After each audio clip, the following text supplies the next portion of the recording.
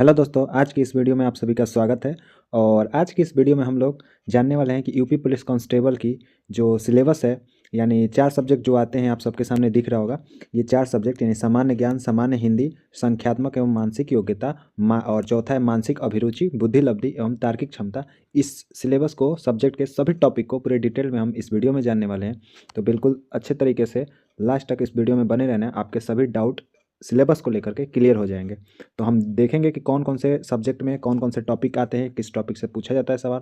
और हम ये भी बात करेंगे कि मानसिक अभिरुचि जो यहाँ दिया गया है, इसको, इस टॉपिक को पूरी तरीके से हटा दिया गया है इस बार। ठीक है, तो स्टार्ट करते हैं अपनी वीडियो को और जानते हैं। सबसे पहले आप लोग पहले ये जान लो कि इसमें जो है प्रश्नों की संख्या जो होती है यूपी पुलिस कांस्टेबल में, आपको दिख रहा होगा 150 प्रश्न आते हैं, यानी 150 प्रश्न आएंगे और 300 अंकों का पूरा पेपर होता है। वस्तुनिष्ठ प्रकार के प्रश्न होते हैं, यानी ऑप्शनल होते हैं, ऑप्शन क्लिक करना होता है, बस हो गया। और एक और भी बात मैं बता दे रहा हूँ कि निगेटिव मार्किंग नहीं है इस बार। जो भी निगेटिव मार्किंग होती थी उस निगेटिव मार्किंग हटा दिया गया है। ठीक है, तो 150 प्रश्न होते हैं और टोटल जो अंक होता है वो 300 अंक का होता है पेपर। ओके, यानी एक सही क्वेश्चन करोगे, एक सही अंक क्वेश्चन, तो आपको 2 अंक मिल जाएंगे। ठीक है, ओके। तो इतना बात समझ में आ गया। तो आगे बढ़ते हैं और जानते हैं। सबसे पहले जो है वो है सामान्य ज्ञान। सामान्य ज्ञान के बारे में देखते हैं कि सामान्य ज्ञान से कौन कौन से टॉपिक से क्वेश्चन बनते हैं। तो सबसे पहले आपको सामान्य विज्ञान पढ़ना होगा। सामान्य विज्ञान में जो भौतिक विज्ञान यानी फिजिक्स, केमिस्ट्री, बायो जो होती है उससे पूछा जाएगा। भारत का इतिहास आपको पढ़ना है, फिर से भारतीय संविधान यानी पॉलिटी, फिर भारतीय अर्थव्यवस्था, इकोनॉमिक एंड संस्कृति पढ़ना है। भारतीय कृषि टॉपिक होता है एक, उससे आता है। तो देखो, एक बात ध्यान रखना, जो भी टॉपिक है ना अलग अलग, एक एक्स्ट्रा एक्स्ट्रा, उसके आप क्लास अलग अलग से तैयारी कर लेना। ठीक है, टॉपिक है, जैसे भारतीय कृषि हो गया, वाणिज्य एवं व्यापार हो गया, इससे एक एक क्वेश्चन एक एक नंबर का बन जाता है। जनसंख्या से, ठीक है, पर्यावरण एवं नगरीकरण, फिर भारत का भूगोल यानी भूगोल आएगा, तथा विश्व भूगोल। भूगोल में सभी आ जाएंगे, प्राकृतिक संसाधन, तो भूगोल आपको पूरा पढ़ना है ठीक से। उत्तर प्रदेश की शिक्षा, अब उत्तर प्रदेश यूपी जीके के स्पेशल टॉपिक है, ये सब टॉपिक है ना। उत्तर प्रदेश की शिक्षा, संस्कृति एवं सामाजिक प्रथाओं के संबंध में विशिष्ट जानकारी। ओके, नेक्स्ट है उत्तर प्रदेश में राजस्व, ये भी सभी यूपी जीके के टॉपिक है। फिर पुलिस व सामान्य प्रशासनिक व्यवस्था, मानव अधिकार, इससे एक नंबर का क्वेश्चन फिक्स है। ओके, मानव अधिकार से।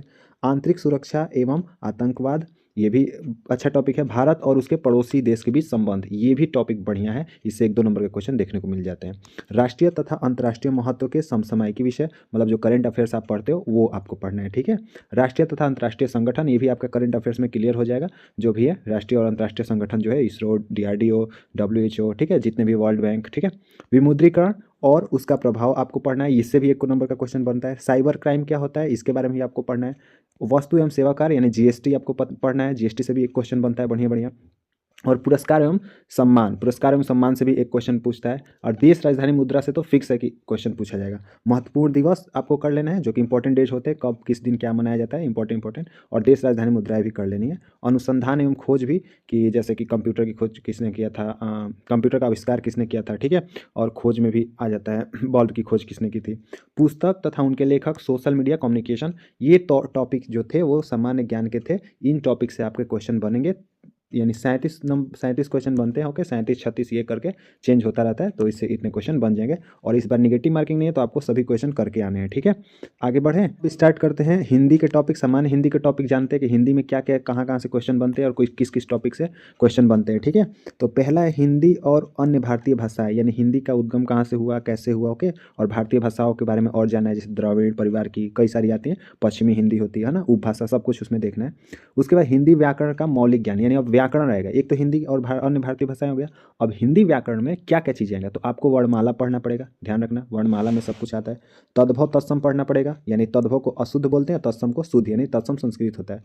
पर्यायवाची पढ़ना होगा, विलोम पढ़ना होगा, अनेकार्थक शब्द पढ़ना होगा, वाक्यांशों के स्थान पर एक शब्द पढ़ना होगा, समरूपी भिन्नार्थक शब्द पढ़ना होगा, मतलब रूप में समान हो लेकिन अर्थ भिन्न भिन्न होते हैं। अशुद्ध वाक्यों को शुद्ध करने वाला आएगा, अशुद्ध वाक्य कुछ लिख के दिए जाएंगे, उसमें मात्राओं का अशुद्धि होगा, गलती होगा, है ना, इस टाइप के। या फिर संज्ञा के स्थान पर कुछ और लिख देगा, ठीक है।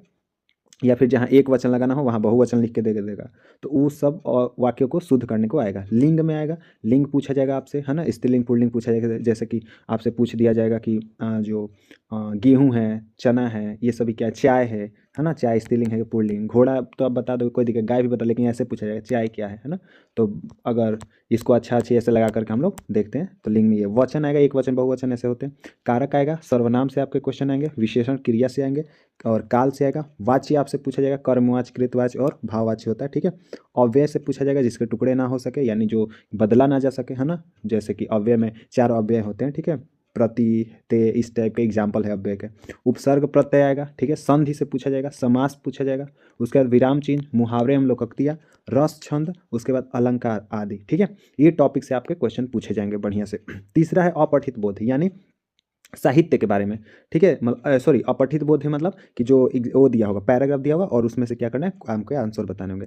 चौथा है प्रसिद्ध कवि लेखक और उनकी प्रसिद्ध रचनाएं। अब पांचवा है हिंदी में पुरस्कार और छठवां है विविध दे देता है, मतलब कुछ एक्स्ट्रा टॉपिक से ऐसे क्वेश्चन पूछ लेगा। तो मेन यही टॉपिक है जो आपको अच्छे से तैयार करने हैं। पहले आपको व्याकरण तैयार कर लेना है, फिर हिंदी भाषा पे जाना है और फिर उसके बाद थर्ड और फोर्थ को देखना है, ठीक है। ये प्रसिद्ध कवि और लेखक तो अच्छे से क्लियर कर लेना है। आगे बढ़ते हैं, अब आते हैं गणित के टॉपिक पे, मैथ यानी गणित के टॉपिक में देखते हैं क्या क्या चीज़ें हैं। तो देखना जरा गणित के टॉपिक में, गणित का जो टॉपिक है इसमें 2 बातें कही गई हैं। एक तो है आपका संख्यात्मक और एवं मानसिक योग्यता। तो पहले संख्यात्मक में देख लेते हैं, जिसको अर्थमेटिक बोलते हैं। सबसे पहले नंबर सिस्टम यानी संख्या पद्धति आएगा, सरलीकरण यानी सिंप्लीफिकेशन से क्वेश्चन आएंगे, डेसिमल एंड फ्रैक्शन से क्वेश्चन आएगा, दशमलव और भिन्न से, एचसीएफ और एलसीएम से आएगा, महत्तम और समापवर्तक और लघुत्तम समापवर्तक। उसके बाद रेशियो प्रोपोर्शन से क्वेश्चन आएगा, जैसे अनुपात और समानुपात हो गया, परसेंटेज प्रतिशतता, प्रॉफिट एंड लॉस से भी क्वेश्चन आएंगे, डिस्काउंट से भी क्वेश्चन आएंगे, सिंपल इंटरेस्ट से भी क्वेश्चन आएंगे, साधारण ब्याज, छूट, ये सभी क्या होते हैं, चक्रवृद्धि ब्याज से भी आएगा, भागीदारी होता है इसमें एक पार्टनरशिप जिसमें, और एवरेज औसत भी टॉपिक है। टाइम एंड वर्क से एक क्वेश्चन पक्का है, फिक्स है। सबसे एक एक क्वेश्चन 2 क्वेश्चन ऐसे करके देता है, ठीक है। तो ये सब टॉपिक आपको पढ़ना ही पड़ेगा, इसलिए मैं बता रहा हूँ। डिस्टेंस, समय एवं दूरी, यूज टेबल ग्राफ यानी डीआई एक दे देता है ना, जो ग्राफ दे देगा उसमें से आंसर आपको करने होंगे। तो ये थोड़ा नॉर्मल ही आता है बट ध्यान से पढ़ना तो पड़ेगा सबको। मेंसुरेशन से क्वेश्चन आएंगे यानी आयत, त्रिभुज, वर्ग, ये सब, है ना। Arithmetic computations and other analytic function यानी अंक गणितीय संगणना व अन्य विश्लेषण, मतलब मिसलिनियस में ऐसे आ जाएगा और कुछ बना करके दे देगा डाटा, जैसे प्लस माइनस कोडिंग करके इस तरह से, है ना। नेक्स्ट बात करते हैं मानसिक योग्यता में जो टॉपिक आएंगे वो होगा तार्किक आरेख, संकेत, संबंध, यानी ये जो टॉपिक होते हैं, कुछ रीजनिंग के भी टॉपिक इसमें दे दिया जाता है, ओके। यानी रीजनिंग जो है ना, यूपी पुलिस कांस्टेबल में रीजनिंग की वेटेज ज़्यादा रहती है। रीजनिंग आपको अच्छे से पढ़ना होगा, लगभग मान के चलो कि रीजनिंग का जो टॉपिक है इसी को ले करके 50 से 52 क्वेश्चन बन जाते हैं ऐसे, ठीक है ना। हालांकि ऐसे तो 37-38 होते हैं बट इसके भी टॉपिक ऐड हो जाते हैं। शब्द रचना परीक्षण, अक्षर एवं संख्या श्रृंखला, उसके बाद शब्द और वर्णमाला में आंशिक समरूपता और कॉमन व्यवहारिक ज्ञान यानी कॉमन सेंस टेस्ट, ओके। तो ये हो गया आपका कौन सा टॉपिक। अच्छा, इसमें कुछ टॉपिक और भी बचे हुए हैं मैथ में, देख लेंगे। डायरेक्शन सेंस टेस्ट यानी दिशा ज्ञान परीक्षण, उसके बाद आंकड़ों का तार्किक विश्लेषण और प्रभावी तर्क और अंतर्निहित भावों का विनिश्चय करना, ठीक है। ये मैथ के टॉपिक हो गए, ये आपके सभी मैथ के टॉपिक थे, ओके, जिसमें रीजनिंग भी थोड़ी बहुत थी, ओके। आगे बात करते हो, लास्ट टॉपिक है ये जो सब्जेक्ट है लास्ट, इसके देख लेते खूब बढ़िया से इसको समझना है कि देखो ये जो मानसिक अभिरुचि का टॉपिक था, इसके भी टॉपिक इसमें होते थे बट इस बार आपको देखने को नहीं मिलेगा। आपको केवल बुद्धि लब्धि एवं तार्किक क्षमता ही देखने को मिलेगा। एक ये है संबंध है मानसिक समानता परीक्षण, उसके बाद असमान को चिन्हित करना, श्रृंखला पूरी करने का परीक्षण, उसके बाद कोडिंग डिकोडिंग जैसे संकेत लिपि और सांकेतिक लिपि को क्या करना, समझना, और ज्ञान परीक्षण, दिशा ज्ञान परीक्षण इसमें भी दिया है और देखना मैथ में भी था ना दिशा ज्ञान परीक्षण, और रक्त संबंध आएगा यानी ब्लड रिलेशन से। उसके बाद वर्णमाला पर आधारित प्रश्न आएंगे, टाइम सीक्वेंस समय क्रम परीक्षण आएगा, time sequence test, Venn diagram, chart type test आएगा वेन आरेख से, ओके, चार्ट सदृश परीक्षण। नेक्स्ट अगला जो टॉपिक है वो है गणितीय योग्यता परीक्षण, उसके बाद क्रम में व्यवस्थित करना। अब ये है टॉपिक रीजनिंग का, और समरूपता, समानता, भिन्नता, खाली स्थान भरना, समस्या को सुलझाना, ये जब रीजनिंग पढ़ोगे तो उसमें आपको सब कुछ क्लियर हो जाएगा कि सभी टॉपिक क्या क्या हैं, ओके। विश्लेषण निर्णय, निर्णायक क्षमता, डिसीजन मेकिंग, ये भी मानसिक अभिरुचि के टॉपिक हो जाता है, मतलब मानसिक अभिरुचि का एक अलग से टॉपिक होता था उसको हटा दिया गया है।